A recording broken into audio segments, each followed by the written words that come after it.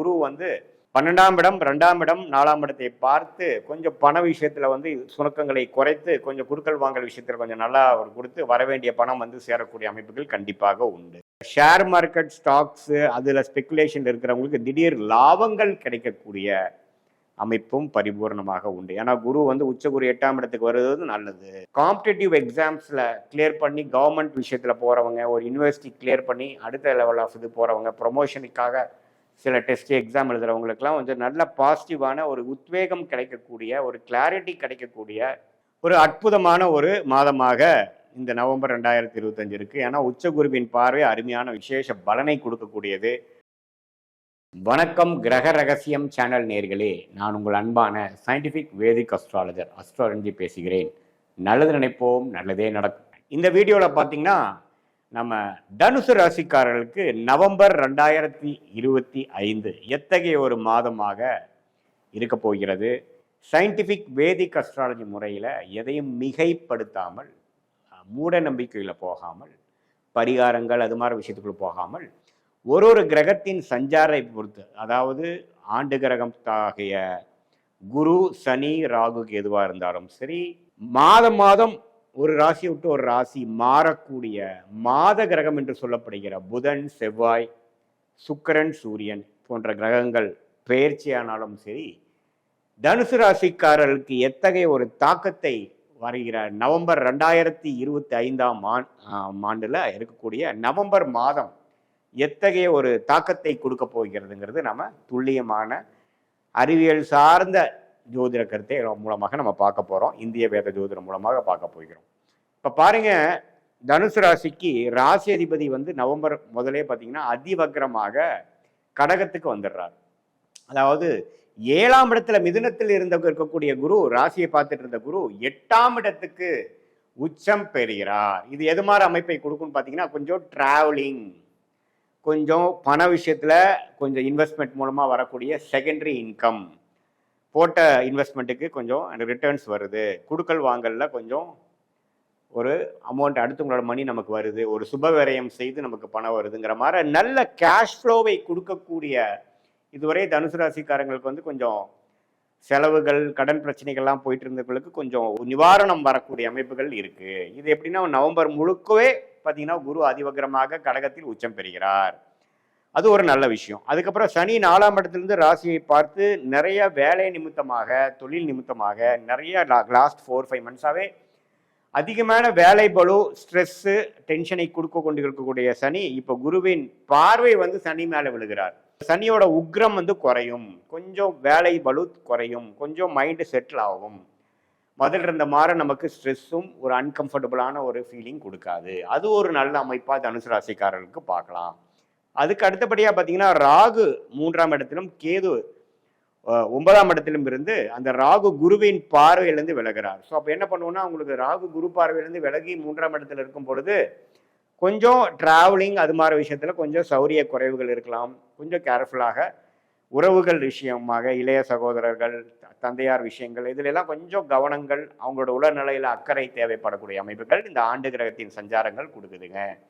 அதே சமயத்தில் மாத கிரகம் பார்த்தீங்கன்னா அந்த புதன் செவ்வாய் சூரியன் சுக்கிரன்லாம் பார்த்தீங்கன்னா ஓரளவுக்கு குருவின் பார்வை மாதத்தின் செகண்ட் ஹாஃப்ல வந்து குருவின் பார்வை பெறுகிற மாதிரி அமைப்புக்கு வராங்க, உச்ச குருவின் பார்வை அமைப்பு வராங்க. ஸோ அதெல்லாம் பார்த்தீங்கன்னா மாணவர்களாக இருந்தாலும் சரி, இளைய பருவத்தினர் இருந்தாலும் சரி, நல்ல ஒரு உத்வேகமாக படிக்கக்கூடியது, ஹையர் எஜுகேஷன் படிக்கக்கூடியது, வேலை நிமித்தமாக நல்லா முயற்சி எடுப்பது, காம்படிட்டிவ் எக்ஸாம்ஸில் கிளியர் பண்ணி கவர்மெண்ட் விஷயத்தில் போகிறவங்க, ஒரு யூனிவர்சிட்டி கிளியர் பண்ணி அடுத்த லெவல் ஆஃப் இது போகிறவங்க, ப்ரொமோஷனுக்காக சில டெஸ்ட் எக்ஸாம் எழுதுறவங்களுக்குலாம் கொஞ்சம் நல்ல பாசிட்டிவான ஒரு உத்வேகம் கிடைக்கக்கூடிய, ஒரு கிளாரிட்டி கிடைக்கக்கூடிய ஒரு அற்புதமான ஒரு மாதமாக இந்த நவம்பர் 2025 இருக்கு. ஏன்னா உச்சகுருவின் பார்வை அருமையான விசேஷ பலனை கொடுக்கக்கூடியது.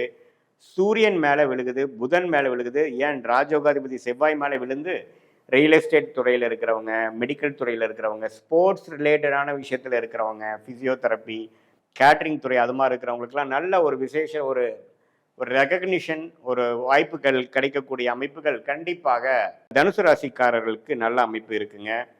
ஸோ இடம் சார்ந்த விஷயங்கள், ரியல் எஸ்டேட் அதுலெல்லாம் நல்ல பெனிஃபிட்டுங்க. அதே சமயத்தில் இந்த மாதிரி கிரியேட்டிவ் ஃபீல்டில் ஐடி சாஃப்ட்வேர் மீடியா துறையில் இருக்கிறவங்களுக்குலாம் நல்ல ஒரு ரெகக்னிஷன், நல்ல ஒரு இதுவரை கிடைக்காத வாய்ப்புகள் கிடைக்கக்கூடிய அமைப்புகள் எல்லாமே இருக்கு. ஏன்னா உச்சகுருவின் பார்வையில் நம்ம வர்றது வந்து அருமையான விஷயம்.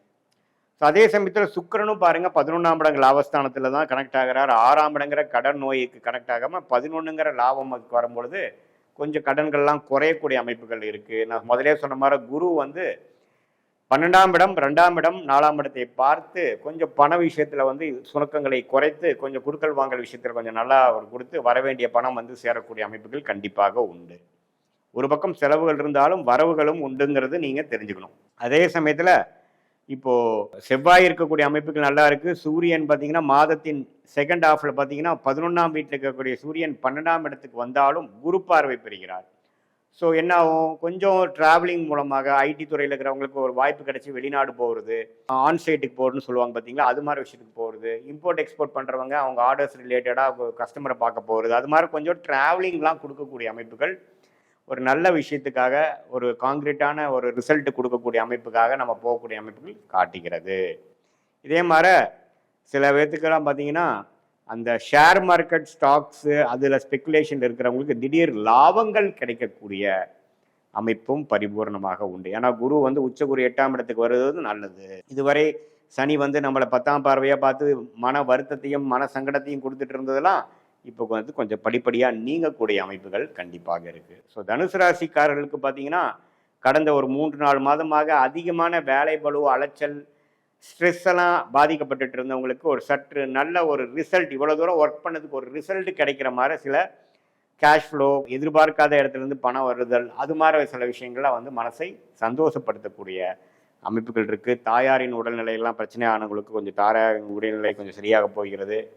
அதே சமயத்தில் ஒரு சுப விரயங்கள் செய்து அது மூலமாக லாபங்கள் எடுத்து இன்னொரு இடத்துல இன்வெஸ்ட் பண்ணுறது, அது மாதிரி விஷயம். சில பேர்த்துக்கு வந்து நிறைய ட்ராவலிங், வெளிநாடு வெளி மாநிலத்துலாம் போகக்கூடிய அமைப்புகள், இருக்கிற ஆஃபீஸ் விட்டு அடுத்த ஒரு இடம் மாறக்கூடிய அமைப்புகள், பிஸ்னஸ் இருக்கிறவங்க நல்லா ஒன்று ஒரு புது பிரான்ச்சாக அமைக்கக்கூடிய அமைப்புகள், அது மாதிரி கொஞ்சம் கூட்டு தொழில், புதுசாக ஒரு கூட்டு தொழில் மூலமாக ஆரம்பித்து பண்ணக்கூடிய அமைப்புகள், கூட்டாக செய்யக்கூடிய தொழிலெல்லாம் அதிக லாபம் பெறக்கூடிய அமைப்புகள் வந்து தனுசு ராசிக்காரர்களுக்கு இருக்கிறதுங்க. இது வந்து ஒரு பொதுவான பலனை தவிர உங்களுடைய பிறந்த தேதி, பிறந்த நேரம், பிறந்த ஒரு கொடுத்தீங்கன்னா உங்களுடைய ஜாதகம், ஜென்ம ஜாதகத்தை போட்டு அதில் நீங்கள் என்ன நட்சத்திரத்தில் என்ன ராசியில் பிறந்திருக்கிறீங்க, அதில் என்ன பாதத்தில் பிறந்திருக்கீங்க, என்ன லக்னத்தில் பிறந்திருக்கீங்க, அதை வைத்து வரக்கூடிய தசாபுக்திகள் எப்படி இருக்குது, உங்கள் லக்னத்துக்கு அது யோக தசையாக இருக்குதா, என்ன ஆதிபத்தியம் பெற்றிருக்கிறார், அந்த தசநாதன் எப்படி ஒரு ஸ்தான பலம் திக்பலம் திருப்பலத்தோடு உங்கள் ஜாதகத்தில் இருக்கார், யாரால் பார்க்கப்படுகிறார், யாரால் சேர்க்கப்படுகிறார், எந்த ஒரு கிரகத்தோடு சேர்ந்துருக்கு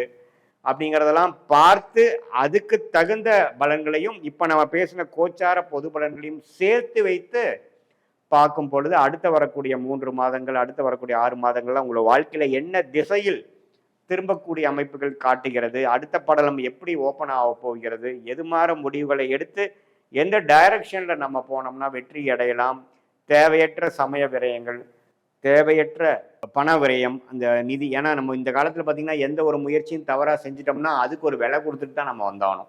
ஏன்னா எல்லாத்துலேயுமே காசு இல்லைங்களா, ஒரு ஆஃபீஸ் எடுக்கணும்னா அட்வான்ஸ் பே பண்ணணும், ரெண்ட் பே பண்ணணும், இன்ஃப்ராஸ்ட்ரக்சர் பண்ணணும், கடைசியாக அது வந்து நமக்கு சரியாக வரலைன்னா நம்ம ரைட் ஆஃப் தான் பண்ணணும். அதாவது தேவையற்ற ஒரு செலவாக நம்ம எழுதி தான் அதை ஒரு முடிக்க வேண்டிய அமைப்புகள் இருக்குது. அதனால் ஒரு முடிவும் துல்லியமாக எடுத்து கரெக்டான டைமில் பண்ணுறோமா, நமக்கு பிராப்தமான விஷயம்தான் பண்ணுறோமாங்கிறது தெரிந்து கொண்டு பண்ணும்பொழுது வாழ்க்கையில் எளிதில் வெற்றி பெற முடியும் என்று நான் சொல்ல விரும்புகிறேன். இது பொதுவான பலன்களே. மீண்டும் மற்றொரு காணொலியில் சந்திப்போம். நன்றி, வணக்கம்.